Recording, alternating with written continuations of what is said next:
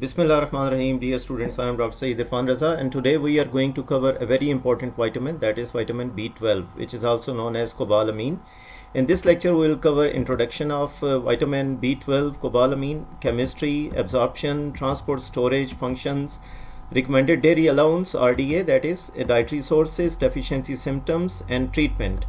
That is management of B12 deficiency. Also, we will cover the folic acid, B12, and interactions as well. So in the introductory slide, what is cobalamin, B12? If we see the introduction, it is an anti-pernicious anemia vitamin, because vitamin B12 deficiency cause pernicious anemia or megaloblastic anemia, and if we administer high doses vitamin B12, it cure pernicious anemia. That's why it is called as anti-pernicious anemia vitamin. This is one of the water soluble vitamin, and you can see here water soluble vitamin and involved in several vital processes in human body, synthesized by microorganisms only, that is plant sources are low, and huge amount of vitamin B12 is usually produced by the microorganisms. Only vitamin with cobalt, that is in the center, a very important metal which is known as cobalt, is present in the center. Like in hemoglobin, iron is present in the center and forming coordinate complexes. Like similarly, cobalt is also forming coordinate complexes in the vitamin B structure, required in minute amount for optimal physiological functions. So if we see the introduction of vitamin B12, it is also known as cobalamin. It's a water soluble vitamin that plays a crucial role in several vital processes in the human body. It is unique among vitamins. Because why it's unique? Because it contains the element cobalt, giving it the name cobalamin. It is structurally complex and is required in minute amount for the optimal physiological functions. Now, if we see the cobalamin, that is vitamin B12, there are three main vitamins, or you can see the coenzymes. Number one is the cyanocobalamin, which is C63H90 and N14.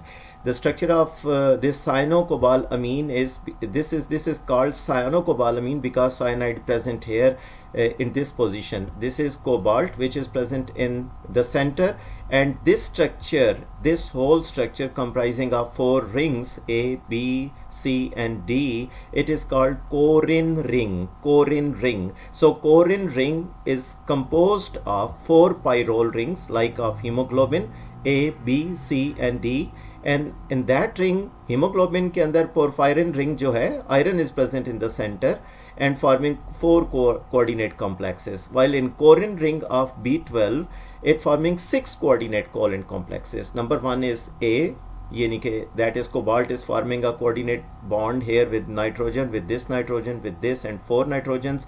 One is bonded with cyanide, and the sixth one is bonded with the nitrogen of this dimethyl benzimidazole ring, that is also known as DMB moiety or DMB ring. This structure is containing the nitrogen, which is bonded with the sixth bond, forming sixth bond with the cobalt. So this ring is called Corin ring, while this structure, number 1 carbon, number 2 carbon, number 3 carbon, this is amino isopropanyl. Amino isopropanyl. So the first part of the B12 is Corin ring, the second part is the amino acyl propanol, and the third one is DMB moiety. This DMB moiety is, in fact, this is the complete sugar, this is nitrogenous base, this is phosphate, so this is the dimethyl benzimidazole ring, DMB. It's a complete nucleotide type structure, right? So we can say that the cyanocobalamin composed of a Corin ring, amino isopropanol, and DMB moiety. So if we replace this cyanide with another moiety, like first of all, I will give you the structure. Corin ring composed of four pyrrole rings, then cobalt atom in the center, then six coordinate complexes 1, 2, 3, 4, 5, and 6, and then cobalt atom bound with four pyrrole nitrogens, that is number 1, 2, and 3, and cobalt also bound with dimethazole DMB, that is dimethyl benzimidazole ring, that is DMB moiety. So this cobalt is bonded with 4 nitrogen, 1 cyanide, and 1 nitrogen of this ring, right? So ribose 5-phosphate, you can see here the carbon 1 2 3 4 5 and 5 के ऊपर phosphate is attached. So this is ribose 5-phosphate and इस phosphate के साथ forming diester bond जो है यहाँ से हमारे पास amino isopropanol के साथ bonded है. So this is a very simple structure basically, but it seems to be a complex one. Amino isopropanol and nitrogen atom of DMB is bonded with cobalt. Now substituent groups में अगर हम देखें, if the cobalt is present here with R, usually hydrogen, it is called cobalamine. Cyanocobalamine is if it is bonded with cyanide, it is called cyanocobalamine. If it is bonded with hydroxyl group, it is called hydroxycobalamine. And if it is bonded with the nitrogen, that is nitrogen, this is 4 nitrogen and this one is the extra nitrogen, then it is called nitrocobalamine. So basically cobalamine composed of a Corin ring, DMB ring and isopropanol ring, isopropanol structure, and it contains 3 substituent groups: cyanocobalamine, hydroxylcobalamine, nitrocobalamine. While we're talking about the coenzymes, तो इसके 2 coenzymes हैं. एक है 5-deoxyadenosylcobalamine, 5-deoxyadenosylcobalamine, and the second one is methylcobalamine. That is, अगर यहाँ पर methyl group लग जाएगा तो फिर ये methylcobalamine होगा. Now we see the absorption of the vitamin B12 or cobalamine when we take in the vitamin B12 through diet or through administration through tablets or capsules. तो ये oral cavity जो हमारी है, उस oral cavity के अंदर saliva के अंदर specific type of protein है. That protein is bound with B12, इसके साथ bind करती है. And then a protein B12 complex enters into the stomach. और stomach में आकर we have 2 components. Stomach में आकर there are 2 components. One is HCl, that is hydrochloric acid. The second one is pepsin.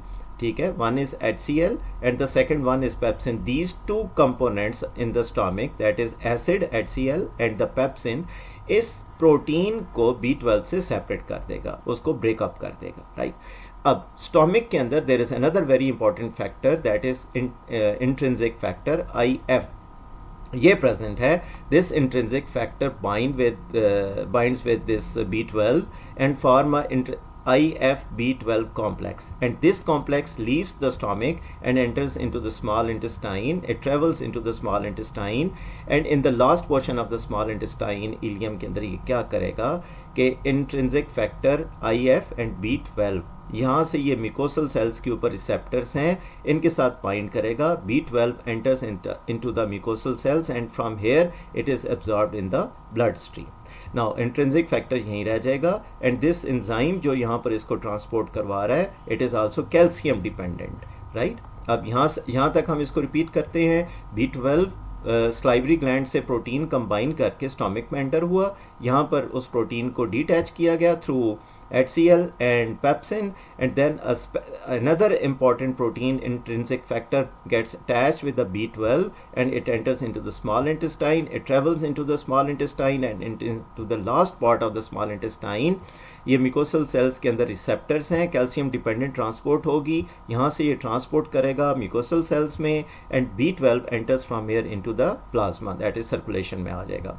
Once it's enter into the plasma, तो यहाँ पर हमारे पास 2 protein है, एक TC1 है, एक TC2 है. TC1 TC2 क्या है, मैं भी आपको कंप्लीट इसकी एक्सप्लेनेशन हम देखते हैं स्टेप वाइज. उसके अंदर मैं आपको बताता हूँ. TC1 प्रोटीन बाइंड करेगी B12 के साथ या TC2 प्रोटीन बाइंड करेगी विद B12 और यहाँ से ये ऑर्गन्स के अंदर जाकर जहाँ जैसे जाना है, various other tissues like tissues के अंदर लिवर के अंदर जाकर ट्रांसपोर्ट होना है. यहाँ पर अगर आप इसको सेव करना चाहें सेव हो सकता है, तो ये यहाँ पर जाएगा. So this is the complete absorption of the cobalamin. So the first step is release from the food से B12 ओरल कैविटी के अंदर रिलीज होगा.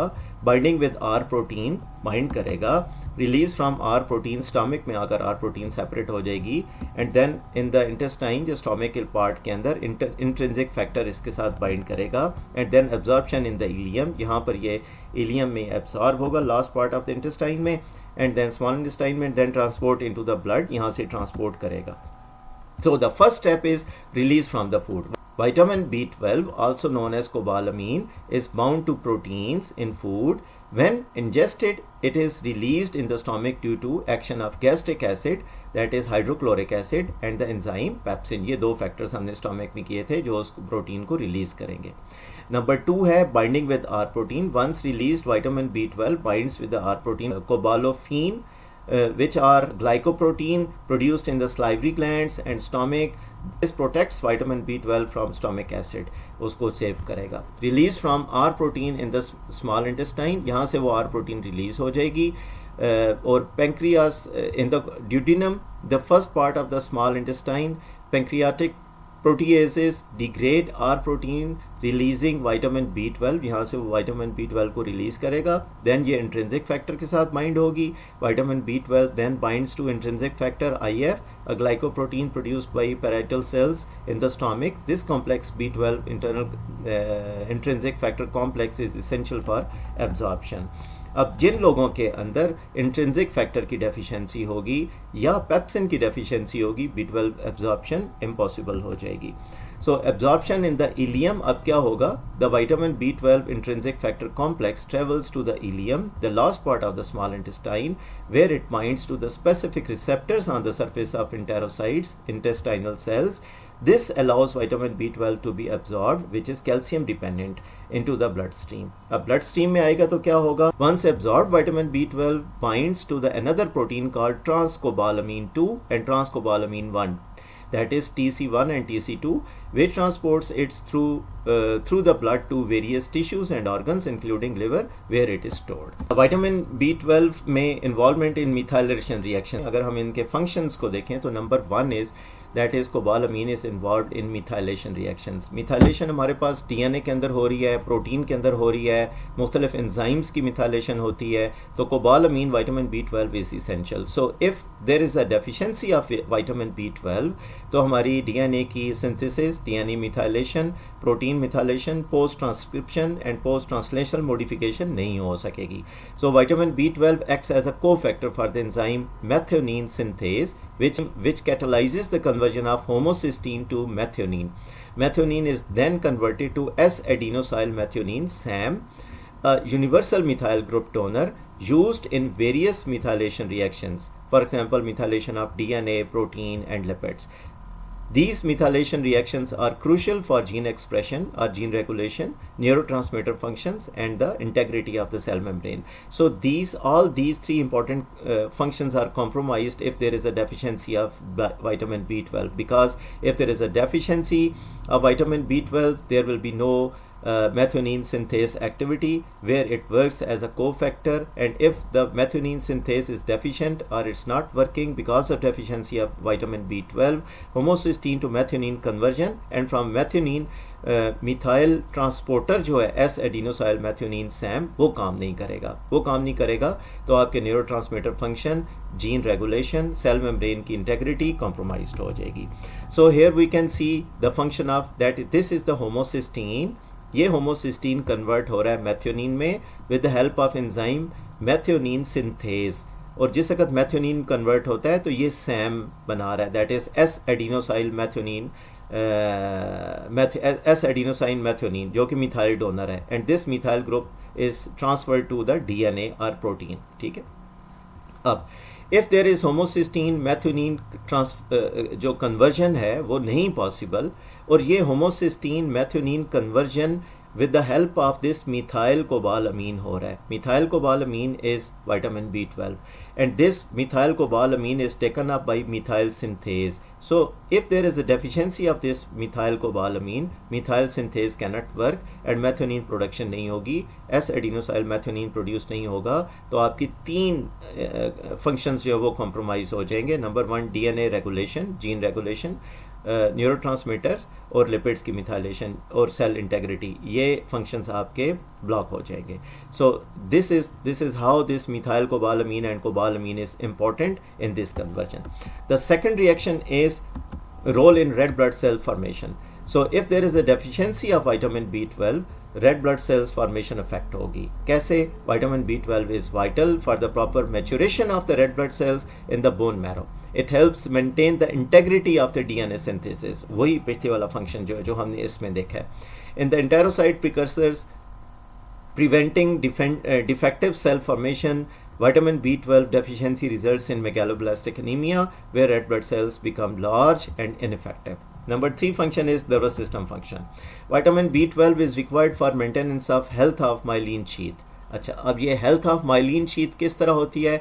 By the production of fatty acids. Fatty acid synthesis कैसे होती है? Methyl malonyl CoA to succinyl कोए के enzyme की वजह से. That is it is involved in the conversion of methyl malonyl CoA to succinyl कोए.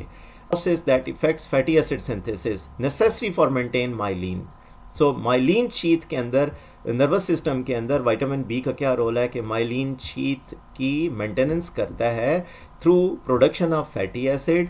और अगर प्रोडक्शन ऑफ फैटी एसिड हो रहा है मिथाइल मेलोनाइल कोए कन्वर्जन टू सक्सिनाइल कोए में, अगर यहाँ पर B12 का अपना रोल नहीं होगा, फैटी एसिड सिंथेसिस नहीं होगी, मिथाइल तो माइलिन शीथ की मेंटेनेंस पॉसिबल नहीं होगी. Deficiency in vitamin B12 can lead to neurological symptoms such as numbness, tingling, difficulty walking and cognitive disturbances होगी due to demyelination of nerve fibres. So हमारे पास nervous system के अंदर भी B12 का क्रूशियल रोल है. The fourth function is metabolism of fatty acids and amino acids. So इसके अंदर क्या है? Through its role in fatty acids and amino acid metabolism, vitamin B12 helps generate energy in the body. A lack of vitamin B12 can lead to fatigue and weakness. Then energy production के अंदर कैसे है?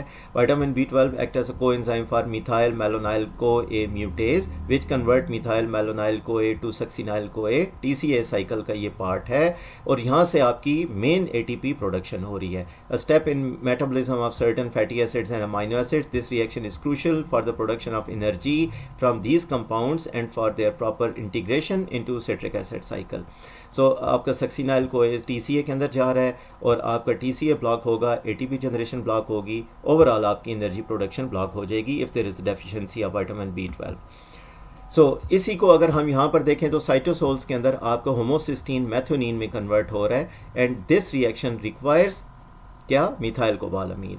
और ये tetrahydrofolate से methyl टेट्राहाइड्रोफिलेट से tetrahydrofolate बन रहा है और मैथ्योनीन साथ प्रोड्यूस हो रही है. और यहाँ पर सेकंड जो है इसका एस एडिनोसाइल कोबालामीन, ये इंपॉर्टेंट है माइटोकॉन्ड्रिया के अंदर.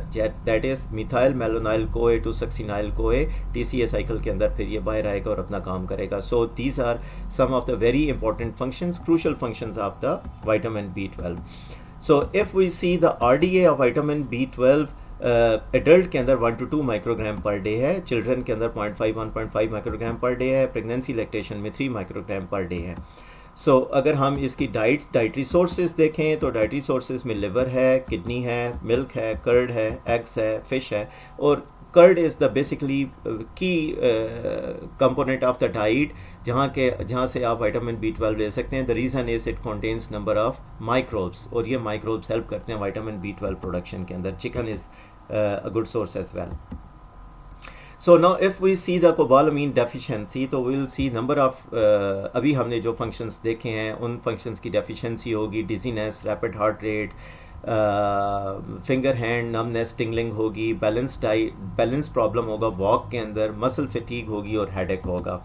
सो बेसिकली हम डेफिशिएंसी सिम्टम्स को 3 मेन फंक्शंस में डिवाइड कर सकते हैं.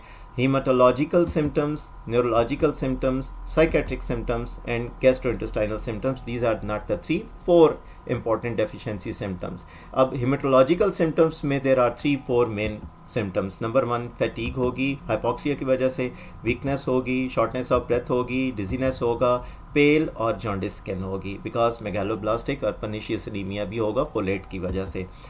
देन न्यूरोलॉजिकल सिम्टम्स में आप देखेंगे नमनेस और टिंगलिंग होगी, बैलेंस प्रॉब्लम होगा, मेमोरी लॉस होगा और मूड चेंजेस आएंगे. देन साइकेट्रिक इलनेस के अंदर आपके पास डिप्रेशन होगा, इरिटेबिलिटी होगी, कॉग्निटिव इम्पेयरमेंट होगा. सिमिलरली गैस्ट्रोइंटेस्टाइनल सिम्टम्स के अंदर loss of appetite, weight loss and diarrhoea होगा. So these are some of the important symptoms, these are the major symptoms और इनके अंदर जो सब सिम्टम्स आएंगे वो हमने आपको यहाँ पर बताए हैं. 4 are the major symptoms or manifestations due to vitamin B12 deficiency. Deficiency की कॉजेज़ भी हैं. डेफिशिएंसी की कॉजेज़ क्या हैं? Number 1 autoimmune destruction, that is vitamin B12 produce हो और वो डिस्ट्रक्ट हो जाए.